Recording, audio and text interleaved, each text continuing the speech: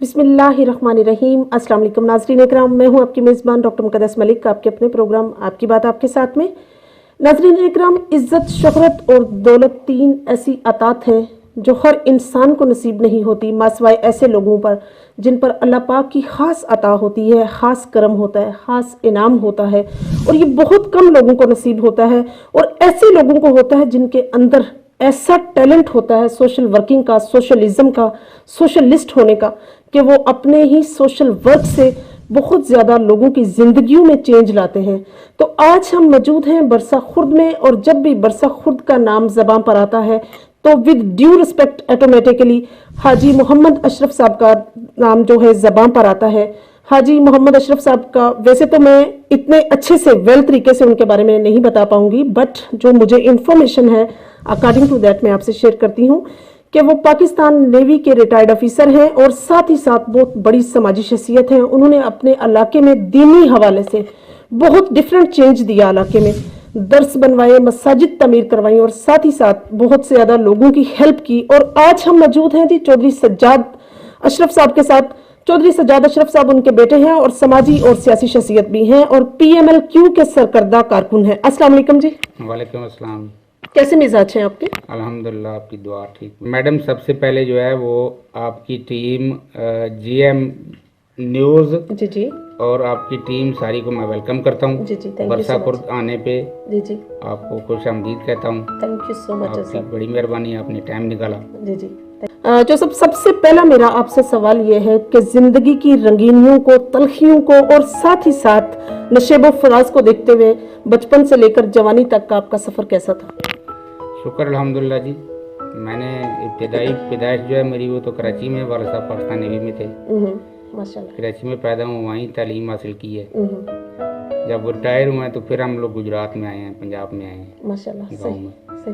तो कुछ अर्सा इधर रहने के बाद वाले साहब फिर अमेरिका चले गए थे, फिर वापस आए। फिर हम लोग इधर ही हैं गांव में, तकरीबन छोटे से जमींदार हैं, इतने बड़े तो नहीं हैं, लेकिन माशाल्लाह अल्हम्दुलिल्लाह ठीक है। सही।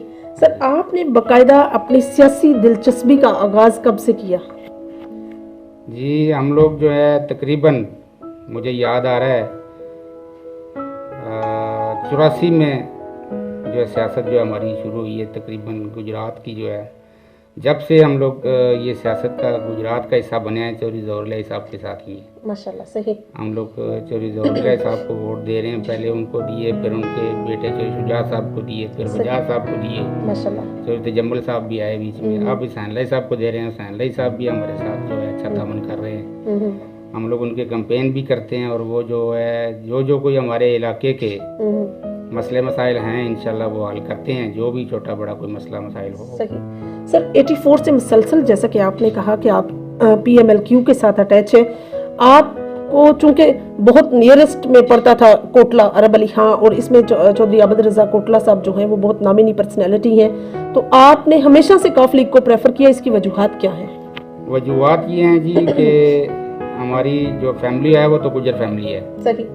तो गुजर फैमिली होने के नाते नवाब साहब जो हैं वो हमारे अच्छे लीडर थे, लेकिन कुछ चीज़ें ऐसी हैं जिनकी वजह से वो बेचारे, पहले वो पीपल पार्टी में थे, फिर वो नून में आए, तो उनकी जमातें चेंज करने की वजह से हम लोग भी डिजार्ड थोड़े से रहते थे, इसलिए उनको इतनी सपोर्ट नहीं की। लेकिन आबिद रज़ा साहब जो हैं वो भी कोटला के अच्छे समाजी कारकुन हैं, वो अच्छे MNA बने हैं, MPA भी उनके भाई हैं, बिल्कुल ऐसा अच्छे काम उन्होंने किए हैं अपने इलाके में। ठीक है जी, लेकिन वो हमारे इलाके में नहीं, हमारे इलाके में चौधरी बरादरान, उनका हल्का दूसरा है, हमारा दूसरा है। सही, बिल्कुल सही। सर, NS68 के हवाले से अगर बात की जाए तो सबसे पहले आपने चौधरी मतलब ऑनवर्ड 80 से आपने 82 से तकरीबन सबकी कंपेन की है, और इसी तरह चौधरी वजाहत साहब की है, हुसैन साहब की है। आपको किस में सबसे ज़्यादा डिफरेंस नज़र आता है? सबसे ज़्यादा डिफरेंस जो है वो पहले तो चौधरी शुजात साहब थे जी जी, उनके बाद चौधरी वजाहत साहब भी अच्छे थे, लेकिन अब जो हुसैन साहब हैं वो मेरा ख्याल है, मैं अपनी सोच के मुताबिक कह रहा हूँ, वो नंबर ले रहे हैं सबका ही। माशाल्लाह। अपने दादाजी का भी है, अपने वाले साहब का भी, ताया जी का, सबका नंबर ले गए हैं, क्योंकि वो हर जगह पे पहुँचते हैं, हर दोस्त का दुख तकलीफ जो है वो जानते हैं, वो इंशाल्लाह कामयाब इसीलिए वो हो रहे हैं। सही। अच्छा सर, मुझे ये बताइए कि आपने बाकायदा कंपेन की है, और कंपेन के ड्यूरेशन में आपकी जो डिमांड्स थी चौधरी साहब के साथ, चौधरी हुसैन अली साहब के साथ, कितनी डिमांड्स आपके इलाके में स्पेशली बरसा खुर्द के हवाले से अगर बात की जाए तो कितनी पूरी हुई हैं? बरसा खुर्द में जब भी काम किया है जी, जितना भी हमारी सियासी पीरियड में जबकि ये जो वजाद साहब हैं, चौधरी हुसैन अली साहब हैं, जो भी छोटे मोटे काम हैं हमारे इन्होंने किए हैं। इनके अलावा ना किसी कोई सियासी ने किए हैं, ना ये किसी ने करने हैं। ये हमारे साथ में नाली है, बरसाती नाला इसको बोलते हैं जी जी। इसके ऊपर जो 3-4 ये पुल बने हैं, तकरीबन वो रहमानिया पुल से लेके कोटले तक ये पुल सारे इन्होंने बनवाए हैं। माशाल्लाह, सही। तो ये हमारे जो है ना तकरीबन समाजी जितने भी काम हैं हल्के के छोटे बड़े सब ये बहुत अच्छे तरीके से करते हैं माशाल्लाह से। अच्छा जो सब समाजी होना जो है अल्लाह पाक की तरफ से गॉड गिफ्टेड होता है और ये गिफ्ट हर एक को नसीब नहीं होता। आप इस चीज़ से एग्री करते हैं? जो सब मुझे ये बताइए कि हाजी अशरफ साहब जो हैं माशाल्लाह से उनका समाजत में एक बहुत बड़ा नाम है, इलाके की समाजी वर्क में उनका बहुत बड़ा नाम है, वर्थ है एक उनकी। आप मुझे ये बताइए कि उन्होंने अपने इलाके के चेंज के लिए, मैं यूँ कहूँगी कि समाजी चेंज के लिए उन्होंने किस तरह से वर्क किया, आप हमें इन डिटेल बताइए। माशाल्लाह से वालिद साहब ने पाकिस्तान नेवी में जब सर्विस करते थे, उनके बाद रिटायरमेंट के बाद उनके जब गुजरात आए हैं जी जी। तो जब से उन्होंने इधर जितने भी इलाके के कोई छोटे बड़े, कोई किसी गरीब गुरबा का किसी की बच्ची की शादी है या किसी गरीब मस्कीन को किसी को कोई इमदाद की ज़रूरत है, पसे पर्दा रह के उन्होंने किसी को ज़ाहिर नहीं होने दिया, किसी को बताया नहीं है, लेकिन हर जगह पे हर दोस्त को दिन को रात को वो पहुंचते हैं, तो इंशाल्लाह उनकी इमदाद करते हैं। तो मदरसे भी उन्होंने 2-3 मदरसे जो है बड़े बड़े, उनमें उन्होंने काफ़ी इमदाद की है माशाल्लाह से जी। इसी तरह ये हमारी मस्जिद है, सड़क पे बनी हुई है, तकरीबन 55-60 लाख रुपया लगा के ये मस्जिद बनाई है माशाल्लाह। आबद रजा साहब अक्सर इस मस्जिद में नमाज पढ़ के जाते हैं, जोर की असर की कहते हैं, बरसा मस्जिद में नमाज पढ़नी है माशाल्लाह, इतनी अच्छी बनाई हुई है। तो अभी अमेरिका में भी हैं तो वहाँ से भी वो मुझे हिदायत करते रहते हैं कि जो गरीब गुरबा कोई भी आए, दोस्त आए या कोई भी किसी का आए, उसका इमदाद करनी है माशाल्लाह से। मैंने जैसे कि पहले जिक्र किया कि सोशल होना जो है ये अल्लाह पाक की तरफ से गॉड गिफ्टेड होता है, हर इंसान को ये अल्लाह पाक मौका नहीं देते, चांस नहीं देते। जैसे माशाल्लाह से आपका एक बहुत बड़ा नाम है नेज़ाबाजी में, कबड्डी में, वॉलीबॉल में, तो क्या आपके फादर जो है वो भी एक परफेक्ट कबड्डर है? मेरे वाले साहब ने, मैंने आपसे अर्ज की ना कि जी दौलत नगर हाई स्कूल के टीम कैप्टन रहे हैं माशाल्लाह, बिल्कुल ठीक है जी जी जी। तो माशाल्लाह से टीम कैप्टन वही होते हैं जो अच्छी परफॉर्मेंस करते हैं, अच्छे खेलते हैं, बिल्कुल ऐसे अच्छे पॉइंट्स लेते हैं, उन्हीं को टीम कैप्टन रखा जाता है जी जी बिल्कुल। तो माशाल्लाह पाकिस्तान नेवी में भी जाके कबड्डी खेली है और पाकिस्तान नेवी में चौधरी अशरफ साहब गुजरात वालों का एक नाम था माशाल्लाह माशाल्लाह। उन्हें चौधरी अशरफ साहब के नाम से पुकारा जाता था कि चौधरी अशरफ नेवी वाले जो हैं मतलब बावर्दी, बहुत अच्छी उनकी पर्सनैलिटी थी, बड़े अच्छे यूनिफॉर्म में थे, बड़ी अच्छी उन्होंने अपनी सर्विस की है माशाल्लाह माशाल्लाह से सही। दूसरी बात यह है कि हम लोग जो नेज़ाबादी एंड पे अब कर रहे हैं, अभी भी कर रहे हैं जी जी। नेज़ाबादी में भी मुझे बहुत शौक है, घोड़सवारी का भी, भाइयों का भी, बेटों का भी, माशाल्लाह सारे ही घोड़सवार हैं, अच्छी नेज़ाबाजी करते हैं। तो नेज़ाबाजी के हवाले से भी मैं कहूँगा कि जिस बंदे ने भी जानवर रखा है उसकी खातिर खिदमत भी अच्छे तरीके से करे और नेज़ाबाजी करे।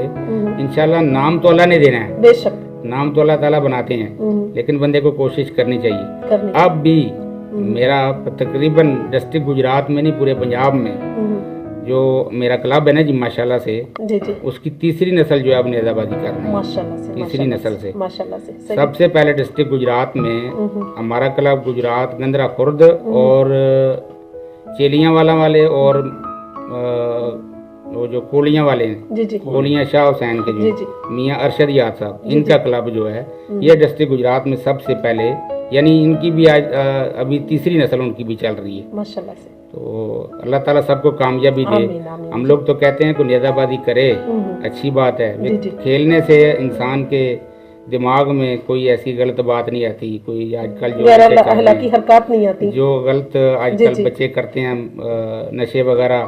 स्पोर्ट्समैन जो होगा कम से कम अपनी स्पोर्ट्स में रहेगा, जी जी, उसको उसमें दिल लगी होगी, वो उस अपने ध्यान में लगा रहेगा तो इंशाल्लाह उसको अल्लाह ताला कामयाबी देगा। सही तो इसी वाले से मैं कहता हूँ जो नेज़ाबाद है ना जी, जी जी, उसको कम से कम अपने घर में एक आधा घोड़ा पालना चाहिए, घोड़ी जी। रखनी चाहिए, सही। उसके बच्चे लेने चाहिए। जी, जी। इसकी कीमत भी आजकल बहुत है, 25-25, 30-30 लाख का घोड़ा मिलता है। माशाल्लाह से पहले तो मतलब मिल एक जाते थे, बिजनेस भी हो जाता है और बिजनेस साथ भी ही हो साथ जाता है। स्पोर्ट्समैनशिप भी हो अगर जाती घोड़ी में मेरे पास घोड़ी जो है, अगर अल्लाह खैर करे वो बच्चा देती है तो 3-4 साल का वो 12-15 लाख का घोड़ा बिकता है अगर मैं बेचूं तो। है। जी, सही। तो ये इस हवाले से भी अच्छी चीज़ है, जी, जी। सुन्नत नबी भी है। नबवी भी है, बेशक। अच्छा, अगर बात की जाए बरसा खुर्द के मसाइल के बारे में, तो आपको क्या लगता है कि आपके कौन कौन से ऐसे मसाइल हैं जिनका फौरी हल होना चाहिए? फिलहाल तो कोई ऐसी डिमांड नहीं है जो कि हम चौधरी सहनलाई साहब को जो है वो करें। गलियां नालियां थी थोड़ी थोड़ी, वो उनकी जो है वो इंशाल्लाह काम बहुत तेज़ी से हो रहा है। जी, जी। तो इंशाल्लाह जितना भी वो काम कर रहे हैं, आधी काल करें ना रात को भी, तो वो कहते हैं यस जी उस बात काम आपका हो जाएगा। माशाल्लाह, तो ऐसी कोई ऐसी डिमांड नहीं है इतनी बड़ी को जो कोई है को हमारी अभी है। सही। और अगर बात की जाए स्पोर्ट्स की, तो जैसे आपने कहा कि दीनी मदारस में या मसाजिद में अगर हम उनको सस्टेन करते हैं, मसाजिद बनाते हैं, अल्लाह पाक के वो घर हैं जी, और जब हम अल्लाह पाक के घर बनाते हैं तो ऑटोमेटिक अल्लाह पाक हमारे घरों में हमारी मदद फरमाते हैं। तो साथ ही साथ आप मुझे ये बताइए कि स्पोर्ट्समैनशिप में, जैसा कि माशाल्लाह से आपका बहुत बड़ा नाम है, आप नेज़ाबाज भी रहे हैं, आपने घुड़सवारी की है, आप मुझे ये बताइए कि आपने अपने इलाके में कोई स्पोर्ट्समैनशिप के हवाले से कोई गेम्स के लिए कुछ किया है, चेंज लाए हैं कुछ? चेंज की ये बात है जी, पहले तो मेरे वाले साहब बहुत अच्छे कबड्डर थे जी, जी। माशाल्लाह, दौलत नगर हाई स्कूल के टीम के कैप्टन थे माशाल्लाह। जी। इधर उन्होंने कबड्डी खेली है, फिर पाकिस्तान नेवी में भी खेलते रहे हैं। जब उन्होंने रिटायरमेंट की है तो फिर मैंने भी कबड्डी खेली है, माशाल्लाह। फुटबॉल भी खेली है। Science college GT road Gujarat में हमारा भी क्लब है, new age football club Gujarat के नाम से मशहूर है। माशाल्लाह। तो हम लोगों ने काफ़ी इंशाल्लाह जो है ना फुटबॉल में भी तरक्की की है। उसके बाद जो है वो हमने नेज़ाबाजी शुरू की है देहाती माहौल के लिहाज जी, से। जी, बिल्कुल सही। तो घोड़े भी 4 रखे हैं। तो अब नेज़ाबाजी भी हम लोग कर रहे हैं। हमारा क्लब जो है ना, जो गुजर क्लब गंदरा खुर्द गुजरात के नाम से मशहूर है जी, बिल्कुल ऐसे ही है। जी। तो उसमें हम लोग नेज़ाबाजी कर रहे हैं। आए दिन इंशाल्लाह हमारी टीम किसी जगह पे फर्स्ट सेकंड थर्ड, किसी हर मेले में इंशाल्लाह फर्स्ट सेकंड थर्ड नंबर पे आ रही है माशाल्लाह से। अच्छा, मुझे ये बताइए कि आपका ये जो नेज़ाबाजी का होता है, इसमें खिलाड़ी के अंदर कौन कौन सी क्वालिटीज होना जरूरी है जिससे वो अपने टास्क को भी टारगेट रख सके और अपना वर्क जो अपने आप को हेल्दी फिटनेस भी रख सके? सबसे पहले तो जी जो हमारा जो नेज़ाबाजी का राइटिंग का जो है ना, उसमें घोड़े का अच्छा होना, उसकी नस्ल अच्छी होनी, उसकी तरबियत, उसकी सेहत, फिर उसके बाद उसके तकरीबन जो है वो साजो सामान जो होते हैं, स्पॉट हम उसको कहते हैं, लगाम वगैरह, या सवार का यूनिफॉर्म, वो तकरीबन तीनों चारों चीज़ें मैच करती हूँ तो फिर नेज़ाबाजी जो है उसको ग्राउंड में जाके इंशाल्लाह अल्लाह की तरफ से कामयाबी मिलती है। बिल्कुल सही कहा आपने। अच्छा, साथ ही साथ में एक बात आपकी थोड़ा सा फार्म हाउस की तरफ जाती हूँ कि आप माशाल्लाह से डेयरी फार्मर भी हैं, आपके पास माशाल्लाह से काफ़ी मिकदार में जो है भैंसें हैं, गाय अवेलेबल हैं। आप मुझे ये बताइए, ये लाइफ स्टॉक में आ जाता है तो आप उनको कैसे सिक्योर करते हैं, किस तरह से आप उनका ख्याल रखते हैं, और उनके चारे के लिए आपके पास क्या क्या चीज़ अवेलेबल होती है, और साथ ही साथ दूध की पैदावार आप कैसे करते हैं? डेयरी फार्मर जो है ये हमारे तकरीबन कह लें कि हमारे दादाजी के टाइम का हमारे घर में शौक है। जमींदार हैं हम बेसिकली। जी, जी, बिल्कुल सही। तो डेयरी फार्मर का शौक बचपन से ही है। पहले दादाजी करते थे, फिर ताया जी करते थे, फिर मेरे वाले साहब करते थे, अजय अशरफ साहब। जी, जी। उनके बाद अब मुझे शौक है, मैं कर रहा हूँ जी। भाई बाहर बैठे हुए हैं, मैं इधर कर रहा हूँ। तकरीबन मेरे पास अभी छोटे बड़े 35-36 जो जानवर बन जाते हैं। तो उनके लिए चारा जो है, हम लोग ज़मींदार हैं बेसिक, घर में अपनी ज़मीनों में चारा लगाते हैं। तो वो चारे के लिहाज से ज़मींदार को चारा अगर अपना घर में मिलता है तो वो थोड़ा बहुत उसको जो राशन वगैरह जो वंडा कहते हैं वो डालते हैं। तो इंशाल्लाह उनकी खिदमत करें तो माशाल्लाह से वो महीने का जो है ना तकरीबन 12-14-15 जानवर कह लें बड़े जो हैं, वो महीने का 3-4 लाख रुपया इनकम देते हैं माशाल्लाह से। तो उनकी खिदमत सुबह शाम अगर करेंगे तो देंगे ना जी। देंगे, बिल्कुल ऐसे। अगर उनको मैं भूखा छोड़ दूंगा, उनको देखूंगा नहीं। आपने देखा है, मैंने डेरे पे बैठा हूँ सुबह से। जी, जी, बिल्कुल ऐसे ही। किसी की फौतगी पे या शादी पे जाना है, घंटा 2 घंटे, फिर उसके बाद उधर ही ड्यूटी करनी है। अगर वो ड्यूटी करूंगा तो अल्लाह ताला कामयाबी देगा। बिल्कुल ऐसे ही है। तो वर्क पर इंशाल्लाह फोकस करेंगे तो कामयाबी होगी। करूंगा जी जी, इंशाल्लाह। तो सही। इंशाल्लाह बहुत अच्छा है जी ये।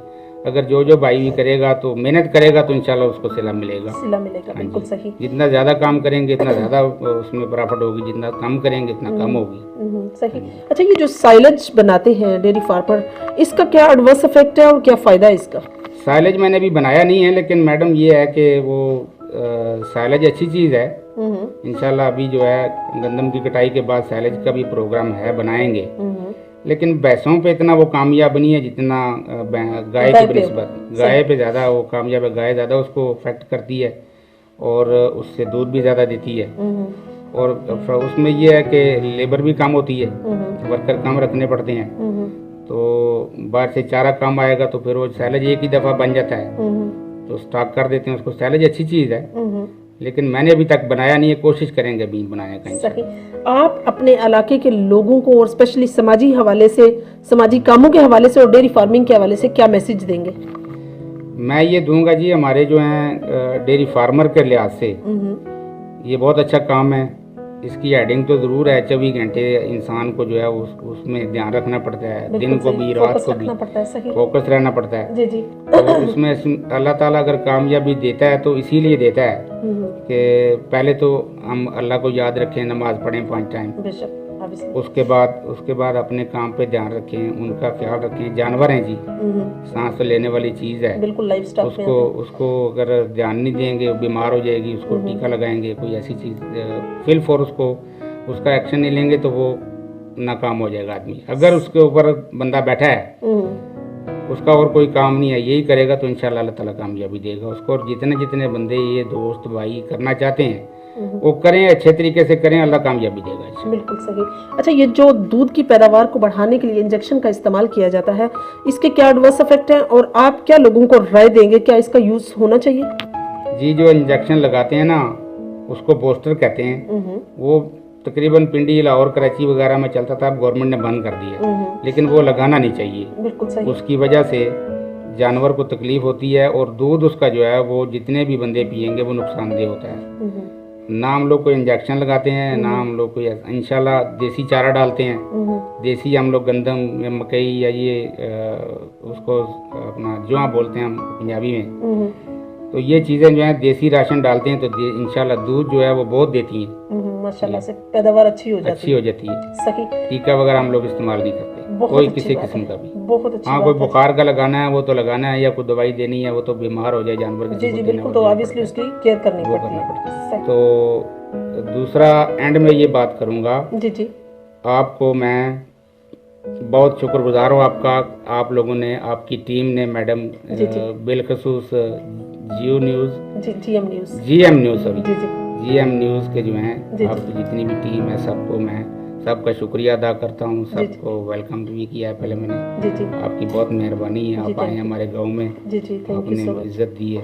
Thank you so much. Allah ताला आपको ज़्यादा दिन दुगनी रात दुगनी तरक्की दे। जी, तो नाज़रीन इकराम, ये थी चौधरी सज्जाद अशरफ साहब की गुफ्तगू जो आप लोगों ने सुनी और बहुत अच्छे से एलेबोरेट किया। उन्होंने सबसे पहले अपने बाबा के बारे में कहा कि नेवी की रिटायरमेंट के बाद उन्होंने बहुत ज़्यादा दीनी मदारस और मसाजिद पर तवज्जो दी और लोगों में एक माशरे में चेंज लाने की कोशिश की, और अभी भी बाहर अमेरिका में वो मुकीम है। और साथ ही साथ उनकी स्ट्रिक्टली इंस्ट्रक्शन है जी इनको कि समाजी हवाले से कोई भी आए तो उसकी मदद करनी है, हेल्प करनी है, उसको जितनी उसकी सपोर्ट हो सकती है करनी है। साथ ही साथ उन्होंने कहा कि चौधरी बरादरान की अगर बात की जाए तो सियासी पस मंजर में हुसैन लाई साहब जो हैं वो नंबर ले चुके हैं ज्यादा और टॉप पर आते हैं जी तमाम सियासतदानों में माशाल्लाह से।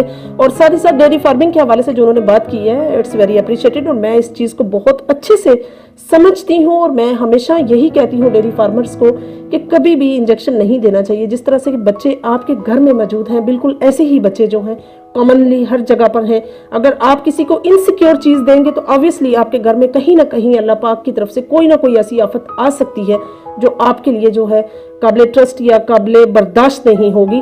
और इंशाल्लाह मेरी और आपकी मुलाकात होगी फिर किसी नए प्रोग्राम में। तब तक के लिए इजाजत चाहती हूँ। अल्लाह हाफिज।